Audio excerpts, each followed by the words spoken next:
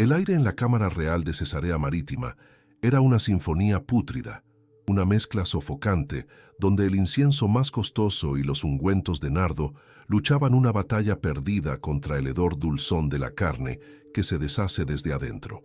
Afuera, el sol del levante bañaba el mármol del palacio, el mismo sol que 5 días atrás había arrancado destellos divinos de su túnica de plata, pero aquí, en el lecho del rey, solo penetraba una luz anémica, una franja de polvo dorado que danzaba en la penumbra y se posaba sobre el sudor que perlaba la frente de Herodes Agripa.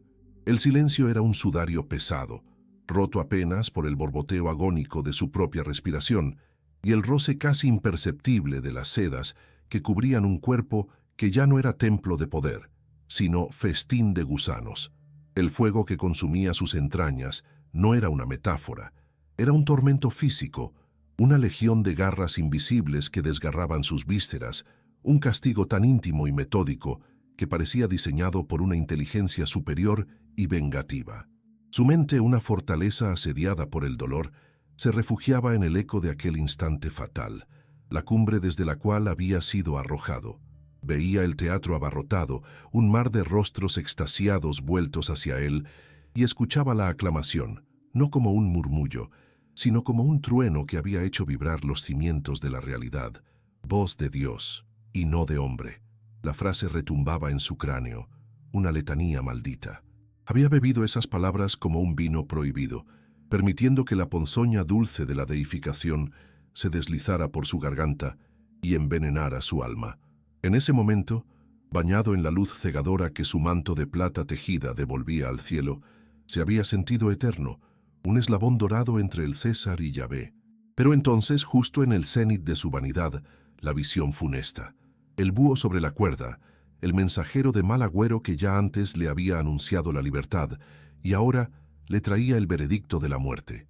O quizás no fue un ave, sino el destello de una espada angélica, un golpe de luz invisible que lo hirió en el centro mismo de su orgullo. Ahora, la gloria era un recuerdo febril y la divinidad una burla. El cuerpo que había sido aclamado como inmortal se revelaba en una disolución grotesca. Podía sentir el pulular infame, la vida obscena que se abría paso en la oscuridad de su ser, un imperio de carroña creciendo bajo la piel que aún ostentaba el título de rey.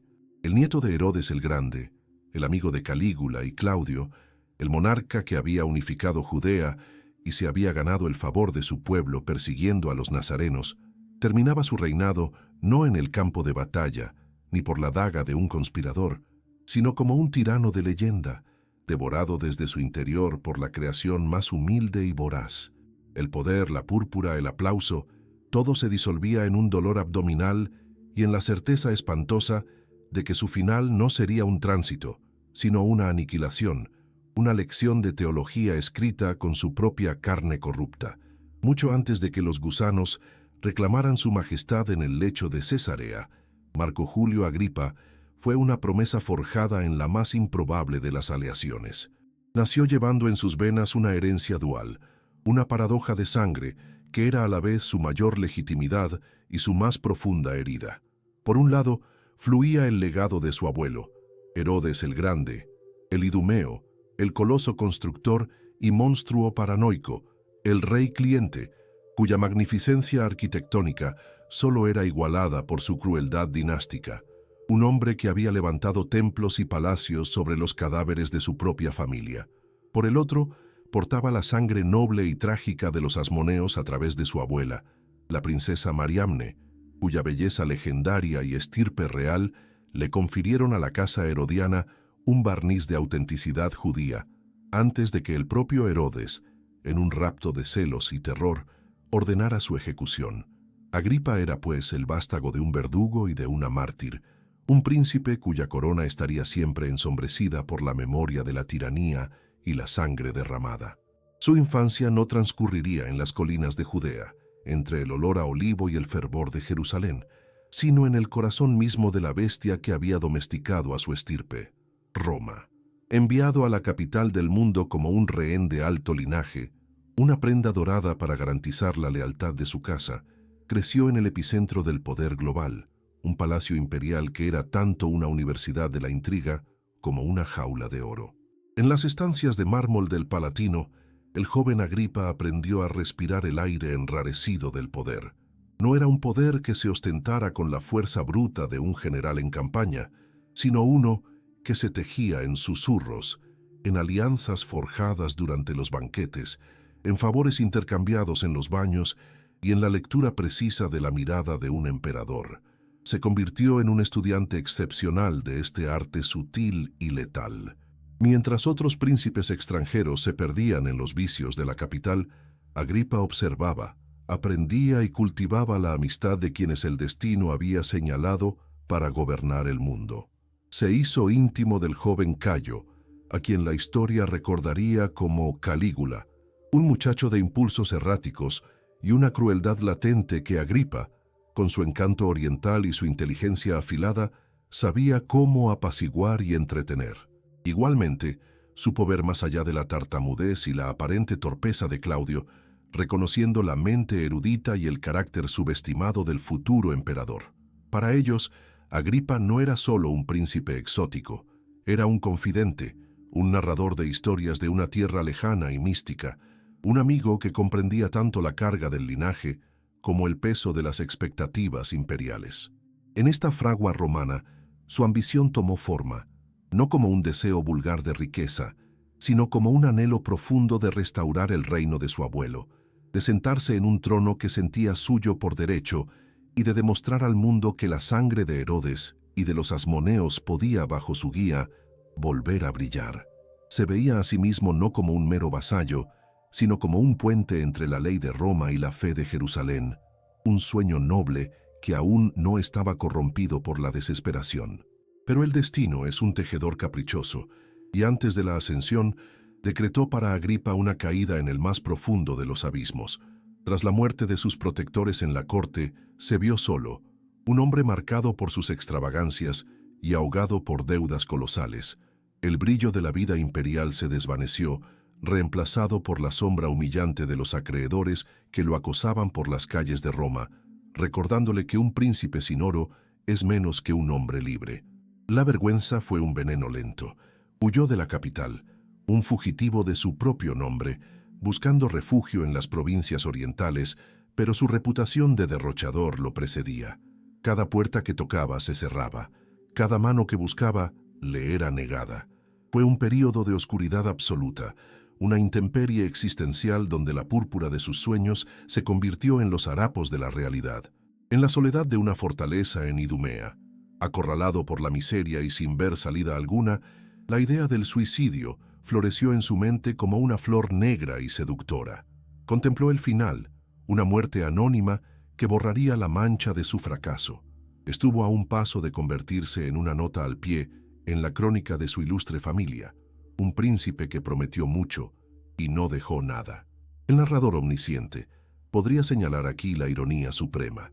El hombre que casi elige la nada para escapar de la humillación sería finalmente condenado por elegir la divinidad para escapar de su mortalidad, cuando toda esperanza parecía extinguida, cuando su existencia se había reducido al eco de una gloria pasada. El azar, o la providencia, movió sus hilos. La noticia llegó como un terremoto desde el otro lado del mar. El viejo y sombrío emperador Tiberio había muerto. Y su sucesor no era otro que su amigo de la infancia, Cayo. Calígula era ahora el dueño del mundo. El cambio de fortuna fue tan violento y repentino que parecía un milagro, una intervención divina. Agripa, que había sido encarcelado por orden de Tiberio tras una palabra imprudente, fue liberado de sus cadenas no como un hombre perdonado, sino como un favorito del nuevo César. Calígula, en un acto de lealtad a los lazos de su juventud, no solo le restituyó su honor, sino que lo elevó por encima de todo lo que había soñado. Le entregó una diadema real y el título de rey sobre las tetrarquías que habían pertenecido a sus tíos. De la noche a la mañana, el fugitivo endeudado era un monarca. Agripa, el hombre que había mirado al abismo, ahora se erguía sobre la primera cumbre de su poder. El sabor de esa redención fue embriagador, una prueba para él de que estaba predestinado a la grandeza. Aún no sabía que el favor de un emperador loco era un cimiento de arena, ni que el camino hacia la restauración del gran reino de su abuelo lo obligaría a maniobras políticas, como la deposición de su propio tío, Herodes Antipas, y a compromisos que irían erosionando lentamente el noble propósito que una vez se había forjado en Roma. Por ahora, solo sentía el peso del oro en su frente y la promesa de un futuro ilimitado, ciego al hecho de que su espectacular salvación era solo el prólogo de una condenación aún más espectacular. La noticia llegó a la villa de Agripa en Roma como un ladrón en la noche, un susurro helado que congeló el vino en las copas y el murmullo de la música. Cayo, el emperador, su amigo de la infancia, el dios caprichoso que lo había arrancado de una celda para ceñirle una corona, había sido asesinado. Para otros, era el fin de un tirano. Para Agripa, era el sonido del abismo abriéndose de nuevo a sus pies. Comprendió de inmediato que la muerte de un patrón imperial no significaba la libertad para sus clientes, sino el olvido o la muerte. Un rey sin el respaldo de un César era un fantasma político, una entidad vulnerable a la que el Senado, en su renacido y febril sueño republicano, podía despojar de todo con un simple decreto. Mientras el pánico se apoderaba de la ciudad y los senadores se reunían en el Capitolio para debatir sobre un futuro que ya no controlaban, Agripa, en lugar de esconderse, se vistió con la calma de un jugador que ve una única y arriesgada carta para ganar la partida. Su mente, entrenada en la escuela de la supervivencia, analizaba cada variable: la furia de la plebe, la arrogancia del Senado y el factor decisivo, la codicia y el miedo de la guardia pretoriana. Fue a ellos a quienes se dirigió primero, no con la altanería de un rey, sino con la camaradería de un hombre que entendía el poder. Los encontró en su campamento, un hervidero de incertidumbre y violencia, con el botín del palacio imperial aún en sus manos y la sangre de Calígula manchando sus estandartes. Habían encontrado temblando detrás de una cortina al tío del difunto emperador, el erudito y aparentemente inofensivo Claudio. Era su rehén, su mascota, su posible emperador. Agripa se acercó a sus tribunos. «Habéis matado a un monstruo», les dijo, su voz resonando con una gravedad estudiada. «Roma os lo agradece. Pero ahora, ¿qué? ¿Un senado de viejos que os desprecia y que reducirá vuestro poder y vuestra paga? ¿O un nuevo emperador que os deba el trono y la vida? Tenéis a un César en vuestras manos, un hombre bueno, un Claudio.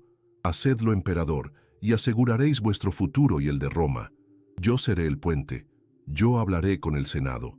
Luego se presentó ante los senadores. Su discurso fue una obra maestra de retórica, una mezcla de respeto por su autoridad y una advertencia brutal sobre la realidad del poder. «Ilustres padres conscriptos», comenzó, «lloramos a un César, pero celebramos la libertad. Sin embargo, la libertad no puede florecer en el caos. Mientras deliberamos, las legiones de la Guardia Pretoriana tienen a un nuevo príncipe y el poder para imponerlo. ¿Queremos una guerra civil en las calles de Roma? ¿O una transición pacífica? Claudio no busca el poder, pero el destino se lo ha impuesto. Aceptadlo, guiadlo. Usad mi amistad con él para asegurar vuestros privilegios. No os pido que os rindáis, sino que sobreviváis con inteligencia». Su intervención fue decisiva. Claudio fue aclamado, y la primera acción del nuevo emperador fue demostrar la profundidad de su gratitud. Agripa no solo fue confirmado en su reino, fue magnificado. Judea y Samaria, las joyas de la corona del reino de su abuelo, le fueron entregadas. El sueño más imposible, la ambición más desmedida, se había materializado. El rey cliente se había convertido en el artífice de un emperador, y como recompensa, había recibido un reino casi tan grande como el de Herodes el Grande. El regreso de Agripa a Jerusalén fue una procesión triunfal que eclipsó todo lo visto anteriormente. Entró en la ciudad santa no ya como un tetrarca beneficiario del capricho de un amigo, sino como el gran rey, el unificador, el hombre que había dominado el juego romano y había vuelto con el premio mayor. El pueblo lo aclamaba con un fervor genuino.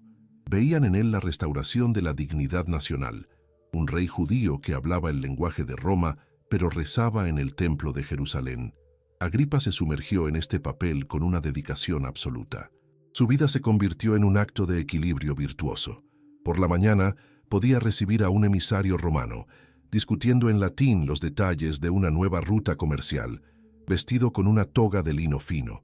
Por la tarde se purificaba y acudía al templo para ofrecer los sacrificios prescritos, con la cabeza cubierta, murmurando las bendiciones en hebreo, bajo la mirada atenta y crítica de la casta sacerdotal.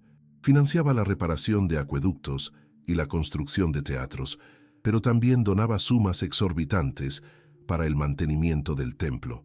Era, en todos los sentidos, el rey perfecto para un pueblo atrapado entre dos mundos. Sin embargo, en la quietud de sus aposentos, lejos del aplauso de la multitud y de la pompa de la corte, la ansiedad lo acechaba. Se paseaba por sus terrazas, desde donde podía ver la imponente silueta de la fortaleza Antonia, un recordatorio perpetuo y silencioso de que el poder real, las legiones, pertenecían a Roma. Su reino, por más grande y glorioso que fuera, era una concesión revocable. Cada éxito, cada muestra de popularidad, podía ser interpretado en Roma como un signo de creciente autonomía y, por tanto, de peligro. Esta inseguridad era una herida abierta. Para cicatrizarla, necesitaba algo más que la aclamación popular. Necesitaba el respaldo incondicional de la institución más poderosa de Judea, el Sanedrín y la aristocracia sacerdotal de los saduceos. Estos hombres, guardianes de la tradición y de sus propios privilegios, lo veían con una mezcla de respeto y sospecha. Respetaban su poder, pero desconfiaban de su educación romana y de su cercanía con los emperadores. Para ganarlos por completo, Agripa sabía que debía ofrecerles una prueba irrefutable de su lealtad a la ortodoxia, un sacrificio que demostrara que él era, ante todo, el defensor de la ley de Moisés.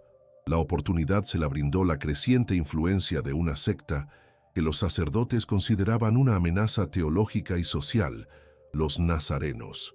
En una reunión privada, en una cámara del templo revestida de cedro, el sumo sacerdote, quizás el astuto Anás o un miembro de su familia, le expuso el problema a Agripa. No fue una petición directa, sino una sugerencia envuelta en seda y veneno. «Majestad», comenzó el anciano sacerdote, su voz suave pero con un filo de acero, «vuestro reinado ha traído paz y piedad a esta tierra, pero hay una corriente subterránea que perturba las aguas. Unos hombres que predican a un criminal ejecutado como si fuera el Mesías.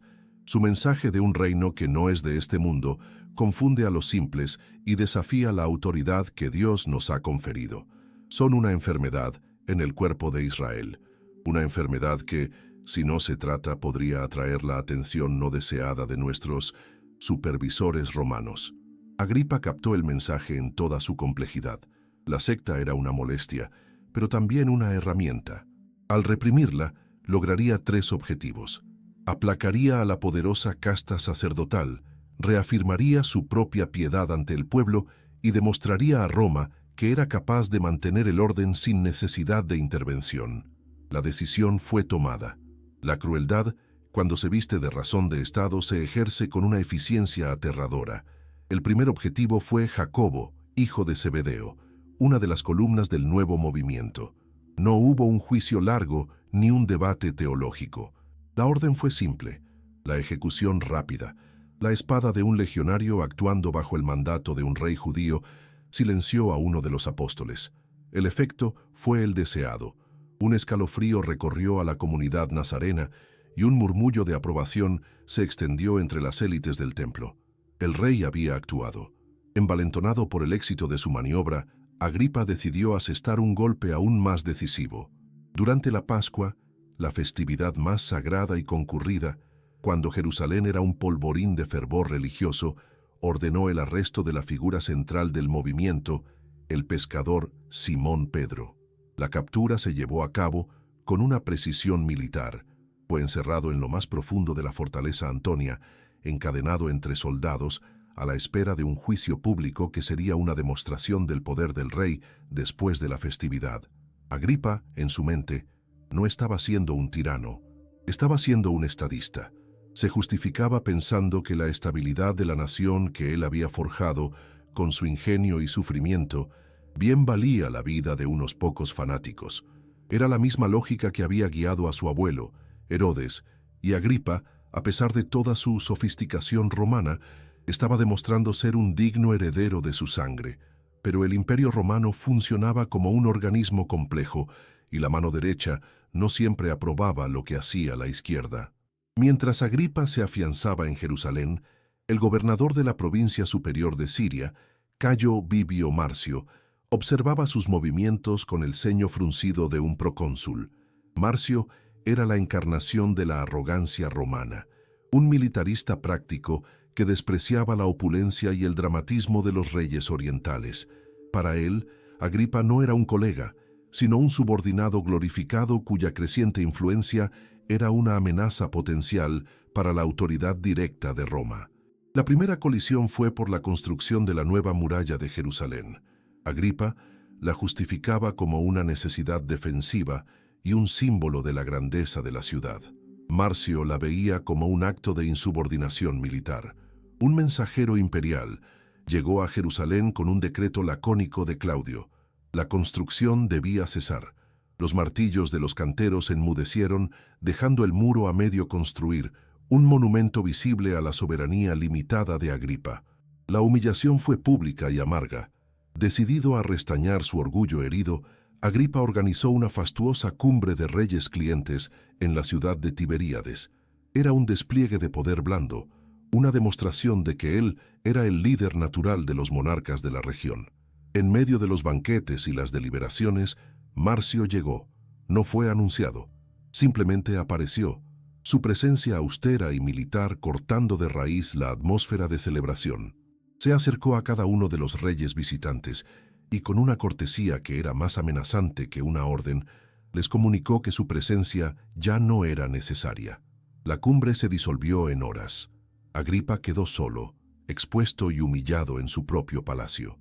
La rabia que sintió era gélida. Si Roma le negaba el poder de las murallas y las alianzas, él les mostraría un poder diferente, un poder que no podían medir con sus legiones, el poder sobre los corazones y las almas de los hombres. Su frustración y su orgullo herido crearon la tormenta perfecta que lo llevaría a su último acto en Cesarea. El escenario para su apoteosis final fue cuidadosamente elegido: Cesarea Marítima, la ciudad portuaria construida por su abuelo para honrar a César, el símbolo de la fusión entre la ambición herodiana y el poder romano. El pretexto fue una disputa comercial con las ciudades de Tiro y Sidón. Agripa las había sometido a un embargo, y ahora una delegación llegaba a suplicar, habiendo sobornado previamente a su chambelán Blasto para asegurar una audiencia favorable. Todo fue programado para coincidir con unos juegos en honor a Claudio. En la mañana del día señalado, el teatro de mármol estaba abarrotado. Al salir el sol, Agripa hizo su entrada. Llevaba una túnica tejida íntegramente de plata. La luz del alba se estrelló contra él, refractándose en 1000 destellos, envolviéndolo en un aura de luz sobrenatural. La multitud, paganos y judíos por igual, contuvo el aliento. Parecía un ser divino descendido a la tierra. Tras un discurso magistral, la delegación fenicia, siguiendo su guión, gritó la frase fatal: «Es la voz de un dios y no la de un hombre». El grito fue coreado. En ese momento, Agripa se encontró en la cima de su mundo. El aplauso era atronador, la adoración total. En su mente, borró la imagen de Marcio, borró la humillación de la muralla inacabada, borró el recuerdo de su celda en Roma. Solo existía esa gloria, esa deificación, y en un acto de soberbia colosal la aceptó. No desvió el honor, no dio la gloria a Dios. Se bañó en la blasfemia como si fuera el reconocimiento que siempre había merecido. Fue entonces cuando el universo dictó sentencia. Un dolor indescriptible, agudo como una lanza de fuego, lo atravesó. Su rostro de Dios se contrajo en una mueca de agonía animal. Se dobló sobre sí mismo, el aplauso ahogado por su propio gemido. El ser de luz se había revelado como simple carne mortal. Sus guardias lo sacaron del teatro, ya no como a un rey, sino como a un hombre moribundo, iniciando el prólogo de su horrible y merecido final. Los 5 días que transcurrieron entre el colapso en el teatro y el último estertor en la Cámara Real fueron una obra de teatro macabra, una anticoronación. El hombre que se había vestido de luz para ser aclamado como un dios fue despojado de todo en la penumbra de su habitación, en una lenta y metódica ceremonia de humillación. El dolor agudo en sus entrañas se transformó en una plaga que lo colonizaba desde adentro, un castigo de una simetría tan perfecta que solo podía haber sido concebido por una inteligencia divina y ofendida. El aire de la estancia se enrareció, una mezcla sofocante del perfume de las especias más caras, luchando en vano contra el olor dulzón e inconfundible de la carne que se corrompe. Los médicos, con sus inútiles ungüentos y sus impotentes diagnósticos, iban y venían, sus rostros una máscara de incompetencia ante un mal que no era de su jurisdicción. Agripa, en los momentos en que la fiebre le concedía una tregua, era un espectador lúcido de su propia desintegración. Veía el terror y la piedad en los ojos de sus familiares y les hablaba con una voz que ya parecía venir del otro lado de la vida. Yo, a quien vosotros llamasteis inmortal, susurró, sus palabras registradas para la posteridad, soy ahora arrastrado por la muerte. El destino ha demostrado la falsedad de vuestras aclamaciones. Ved aquí, vuestro Dios muere. Era el momento de la anagnórisis, la revelación final del héroe trágico, el hombre que había vivido de la performance, del aplauso, de la imagen proyectada, se veía por fin a sí mismo con una claridad espantosa, un simple mortal, un actor cuyo papel había terminado de la forma más grotesca posible, un rey cuyo único reino ahora era un cuerpo en guerra consigo mismo, un festín preparado para los siervos más humildes de la creación.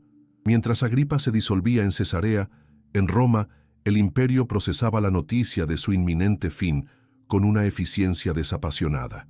Un mensajero rápido, cabalgando día y noche, llevó el despacho al palacio de Claudio.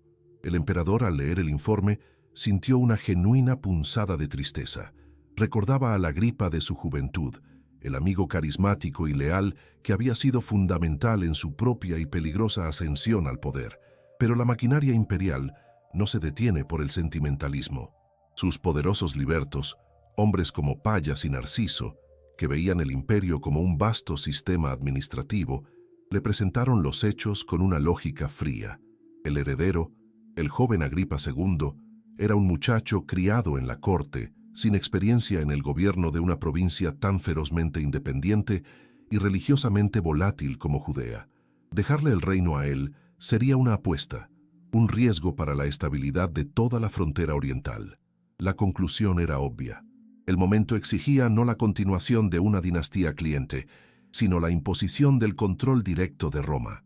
La decisión se tomó antes incluso de que Agripa exhalara su último aliento. Tan pronto como se confirmó su muerte, el edicto fue promulgado.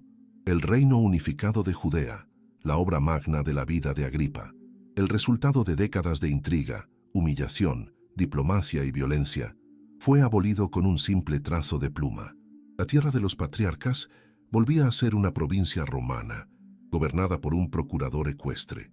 La gran ambición de Agripa se reveló como una fantasía personal que el imperio había tolerado por un tiempo y que ahora descartaba como un experimento fallido. Su vida, tan llena de drama y de gloria autopercibida, fue archivada como un apunte menor en los libros de contabilidad del poder, su legado borrado antes de que su cuerpo estuviera frío. La historia, en su juicio final, no se ocupa de las intenciones de los hombres, sino del simbolismo de sus destinos.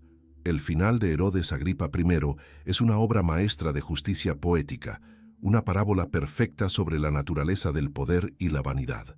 Su muerte, devorado por gusanos, lo arrancó del linaje de los reyes de Israel para arrojarlo a la infame compañía de los tiranos paganos que la tradición hebrea recordaba con horror. Fue un castigo que encajaba perfectamente con su crimen. El hombre que quiso elevarse por encima de su condición mortal fue devuelto a la tierra de la manera más elemental y degradante. El cuerpo que se vistió de plata para reflejar la luz del sol fue consumido en la oscuridad por la vida más baja. Es el triunfo de la humildad de la tumba sobre la arrogancia del trono. Su tragedia es la de un hombre que se creía un puente entre el mundo judío y el grecorromano, pero que acabó aplastado por el peso de ambos. Intentó apaciguar a su Dios con los gestos de la piedad, mientras anhelaba en su corazón la gloria de un César, y por ello encontró su fin en Cesarea, la ciudad que era el símbolo mismo de esa dualidad imposible, el monumento a una ambición que intentaba servir a dos amos y que inevitablemente fue destruida por su propia contradicción interna. Así, la balanza de la historia se inclina con una ironía aplastante. El reino de Agripa, esa entidad política tan cuidadosamente ensamblada, se desvaneció sin dejar rastro, absorbido de nuevo por la estructura administrativa del imperio. Sus palacios, sus teatros, sus decretos, todo fue cubierto por el polvo del tiempo. Sin embargo, el pequeño culto que él había perseguido como una molestia menor, como un peón en su juego de ajedrez político, no solo sobrevivió, sino que prosperó en el vacío que dejó su muerte. La crónica de sus perseguidos lo registraría con una frase que es a la vez su epitafio y su condena. Pero la palabra de Dios crecía y se multiplicaba. El legado final de Agripa no es, por tanto, el de un constructor de naciones, sino el de una advertencia. Su historia se convirtió en una nota a pie de página en la narrativa de la fe que intentó reprimir.